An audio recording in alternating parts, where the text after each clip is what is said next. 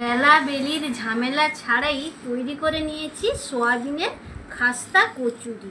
আর দেখুন বন্ধুরা, কচুরিগুলো কতটা লোভনীয় লাগছে দেখতে, কতটা খাস্তা হয়েছে। এই দেখুন, এই যে আপনারা দেখেই বুঝতে পারছেন যে কতটা খাস্তা হয়েছে। ভেঙেও দেখাচ্ছি, দেখুন কতটা খাস্তা হয়েছে কচুরিগুলো, কতটা খাস্তা আর মুচমুচে হয়েছে, পুরো পারফেক্ট দোকানের মতো হয়েছে কচুরিটা। নমস্কার বন্ধুরা, সুমিত্রা কিচেন অ্যান্ড ব্লগে সবাইকে স্বাগত জানিয়ে প্রতিদিনের মতো আজকেও আপনাদের সামনে হাজির হলাম একেবারে নতুন একটা রেসিপি নিয়ে। আজকে বন্ধুরা বেলা বেলির ঝামেলা ছাড়াই সোয়াবিন দিয়ে খাস্তা কচুরি আপনাদের সঙ্গে শেয়ার করব।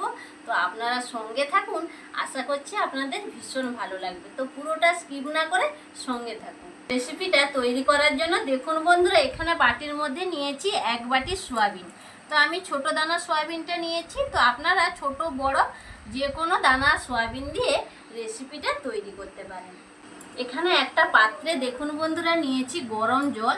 তো এই গরম জলের মধ্যে সোয়াবিনটা আমি দিয়ে দেব, দিয়ে 5 মিনিট মতো এইভাবে আমি রেখে দেব। দিলে সোয়াবিনগুলো সুন্দরভাবে সফট হয়ে যাবে। ওদিকে সোয়াবিনটা 5 মিনিট রেস্টে থাক, এদিকে আমি কচুরির জন্য ময়দাটা মেখে নেব। এখানে আমি ময়দা নিয়ে নেব 2 বাটি। তো 1 বাটি দিয়ে দিলাম, আর 1 বাটি ময়দা আমি এখান থেকে নিয়ে দিয়ে দেব। 2 বাটি দিলাম ময়দা। তো আপনারা ময়দার পরিবর্তে আটাও এখানে ব্যবহার করতে পারেন। ময়দার মধ্যে দিয়ে দেব এখন পরিমাণ মতো লবণ। এখানে বাটির মধ্যে নিয়েছি 4 চামচ ঘি। তো এই ঘিটা আমি দিয়ে দেব ময়নের জন্য, তবে আপনারা ঘির পরিবর্তে এখানে সাদা তেলও ব্যবহার করতে পারেন। এবার ভালো করে ময়নটা আমি দিয়ে নেব, এইভাবে একটু রগড়ে রগড়ে দিব ময়নটা। ময়নটা ঠিকঠাকভাবে দেওয়া হলে বন্ধুরা কচুরিগুলো একেবারে খাস্তা মুচমুচে তৈরি হবে। ঠিকঠাকভাবে ময়নটা দেওয়া হয়েছে নাকি একটু চেক করে নেব। হাত দিয়ে এইভাবে মুট করব, দেখুন কত সুন্দর মুট হয়েছে। এই ভাঙছি, দেখুন এইভাবে ময়দাটা এইরকম ভেজা ভেজা দেখতে লাগবে, তখন ভাববেন যে ময়নটা ঠিকঠাকভাবে দেওয়া হয়েছে। তো এবার অল্প অল্প জল দিয়ে আমি একটা ডো তৈরি করে নেব। তবে বন্ধুরা প্রথমে আমি 4 চামচ ঘি ব্যবহার করেছিলাম, পরে আমি আরও 2 চামচ ঘি এর সঙ্গে ব্যবহার করেছি। মোট আমি এখানে 6 চামচ ঘি ব্যবহার করেছি। তো অল্প অল্প জল দিয়ে আমি ডোটা এবার তৈরি করে নেব।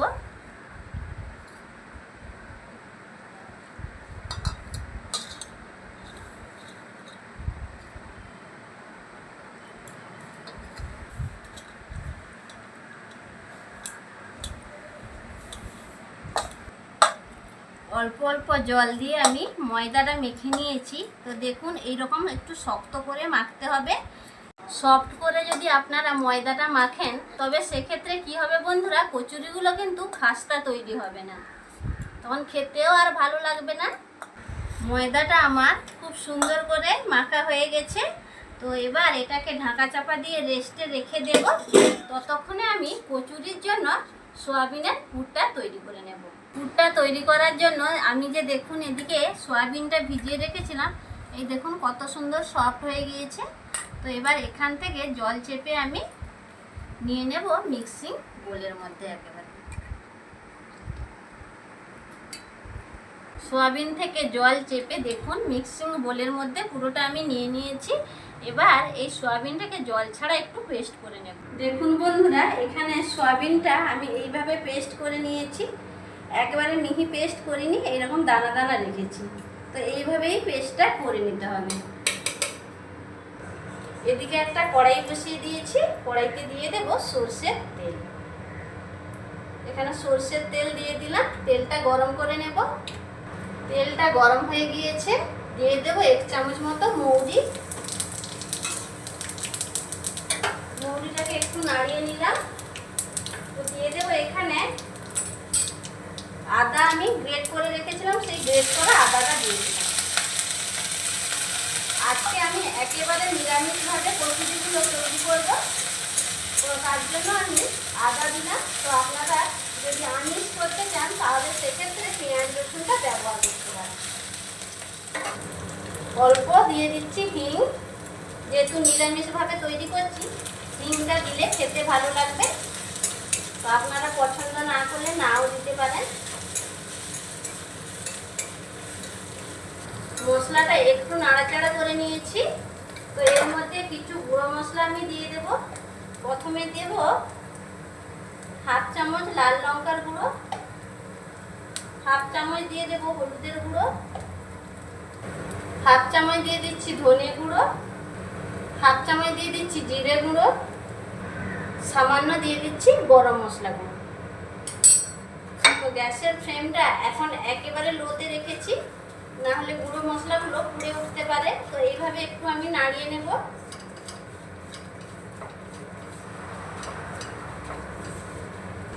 একটু নাড়িয়ে নিয়েছি, এবার দিয়ে দেব টমেটো কুচি। এখানে আমি একটা টমেটো কুচি করে রেখেছিলাম, সেই করে রাখা টমেটোটা আমি এখানে দিয়ে দিলাম। টমেটোটা যাতে গলে যায় তার জন্য দিয়ে দিচ্ছি সামান্য লবণ। মিশিয়ে নেব একটু।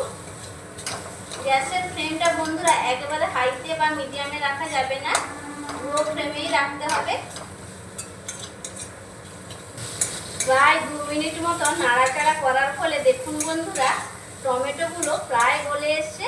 তো এখন আমি দিয়ে দেব কসুরি মেথি। কসুরি মেথিটা এইভাবে হাতে ক্রাশ করে দিয়ে দেব, ফ্লেভারটা ভালো আসবে। মিশিয়ে নেব ভালো করে।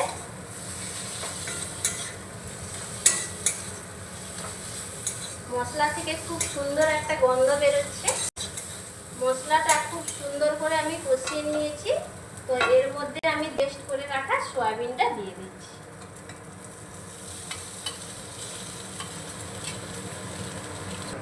পুরো সয়াবিনটা আমি দিয়ে দিয়েছি এখানে। তো এবার মিশিয়ে নেব। মিশিয়ে মশলার সঙ্গে সুন্দর করে আমি কষিয়ে নেব।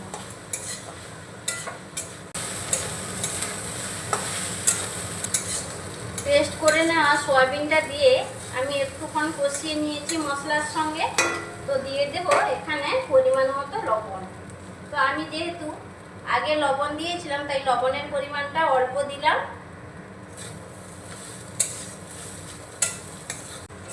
লবণ দিয়ে আমি ভালো করে মিশিয়ে নিয়েছি।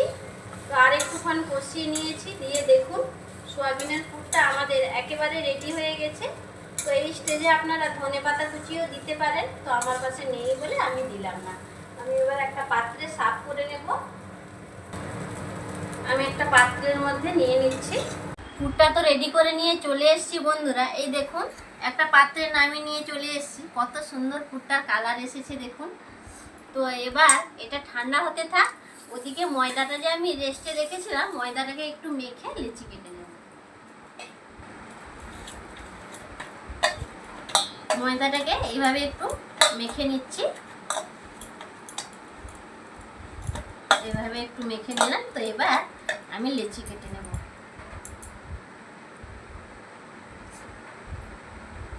এইভাবে লেচি কেটে নেব প্রত্যেকটা।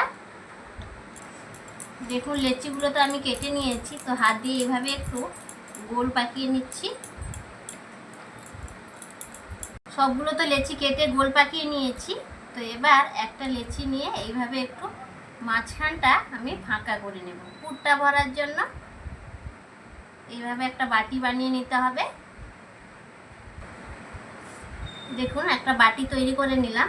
তো এবার মাঝখানটা আমি যে পুরটা তৈরি করে রেখেছিলাম এটাও কিন্তু ঠান্ডা হয়ে গেছে। এবার মাঝখানে পুরটা আমি দিয়ে দেব।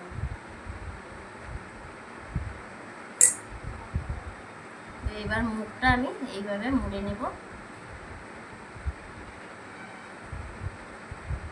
এইভাবে মুড়ে নেব আমি।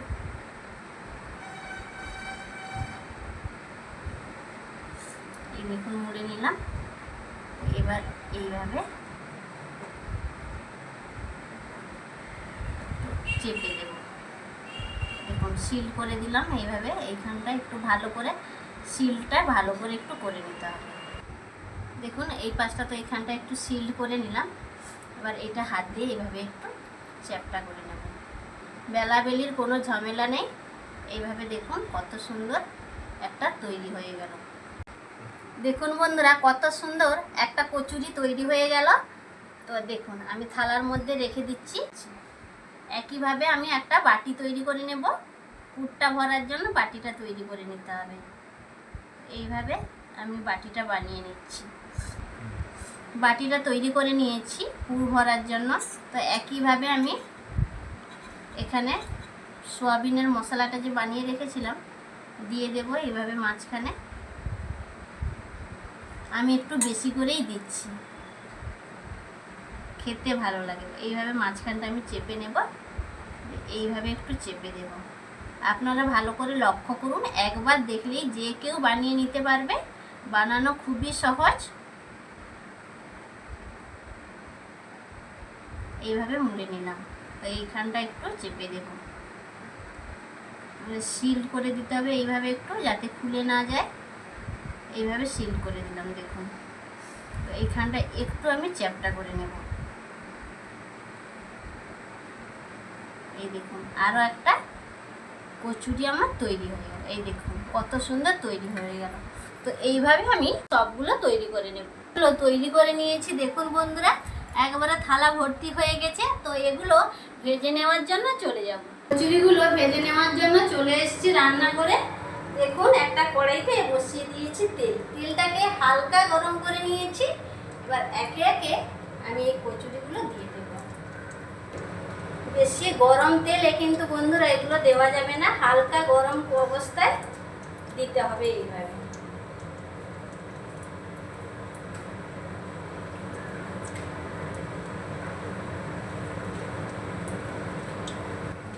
আপনারা দেখেই বুঝতে পারছেন তেলটা কতটা গরম হয়েছে। একেবারে হালকা গরম করে নিয়েছি। হালকা গরম অবস্থায় দিতে হবে, নাহলে কচুরিগুলো ফুলবেও না আর ভাজাও হবে না ঠিকঠাক মতো, খেতে তখন ভালো লাগবে না। তো এইরকম অবস্থায় দিতে হবে। গ্যাসের ফ্লেমটা লো টু মিডিয়ামে রেখে কচুরিগুলো ভেজে নিতে হবে। দেখুন এইভাবে উপর থেকে তেল দিয়ে দিচ্ছি। কচুরিগুলো দেখুন একটু একটু ফোলা শুরু হয়েছে, কি সুন্দর ফুলতে শুরু করেছে। দেখুন প্রত্যেকটা কচুরি এই দেখুন ফুলে যাচ্ছে কচুরিগুলো। এইভাবে উপর থেকে একটু তেল ছড়িয়ে দিতে হবে। দেখুন বন্ধুরা কচুরিগুলো কত সুন্দর ফুলে উঠেছে। তো আমি উল্টে নেব এবার একে একে। দেখুন অন্য পাশটা কত সুন্দর কালার একটা এসে গেছে। তো এবার প্রত্যেকটা কচুরি আমি একইভাবে উল্টে নিচ্ছি। উল্টে পাল্টে খুব সুন্দর কালার করে আমি ভেজে নিয়েছি। তো এবার একটা ছান্তার মধ্যে আমি তুলে নেব।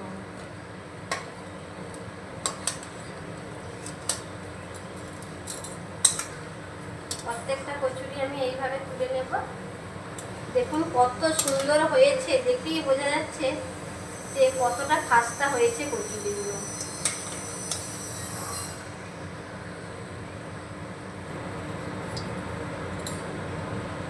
সবগুলো কচুরি ছান্তাতে তুলে নিয়েছি। এবার তেলটা আমি ঝরিয়ে নেব। দেখুন কতটা সুন্দর হয়েছে, কতটা লোভনীয় লাগছে কচুরিগুলো। তেলটা ভালো করে ঝরিয়ে নিয়েছি। এবার একটা প্লেটের মধ্যে নিয়ে নিচ্ছি। তো আওয়াজটা শুনে বুঝতে পারছেন বন্ধুরা যে কতটা মুচমুচে এবং খাস্তা হয়েছে কচুরিগুলো। তো এইভাবে আমি বাকি কচুরিগুলো ভেজে নেব। সবগুলো কচুরি আমি ভেজে নিয়ে চলে এসেছি। দেখুন বন্ধুরা প্লেটে নিয়ে চলে এসেছি। এবার আপনাদের দেখাবো যে কতটা খাস্তা হয়েছে। এই দেখুন, এই দেখুন, এই যে আপনারা দেখেই বুঝতে পারছেন যে কতটা খাস্তা হয়েছে। ভেঙেও দেখাচ্ছি, দেখুন কতটা খাস্তা হয়েছে। আপনারা দেখেই কিন্তু বুঝতে পারছেন যে কচুরিগুলো কতটা খাস্তা আর মুচমুচে হয়েছে। তো এবার আমি খেয়েও দেখি কেমন টেস্ট হয়েছে।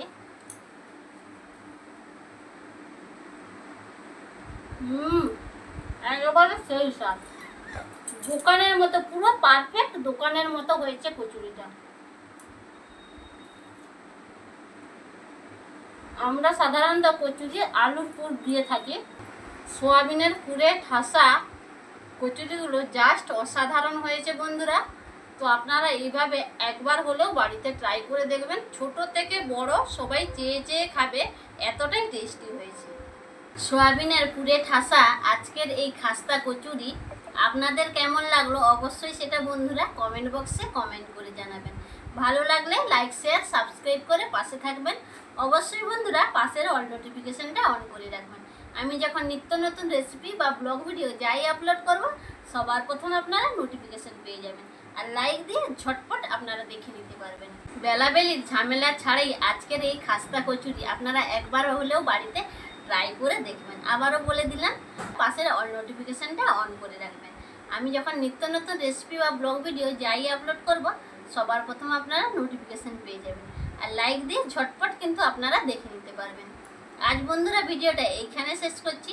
সবাই সুস্থ থাকুন, ভালো থাকুন, আর এই রকম নিত্য নতুন রেসিপির ভিডিও পেতে চ্যানেলটিকে সাবস্ক্রাইব করে আমার পাশে থাকুন।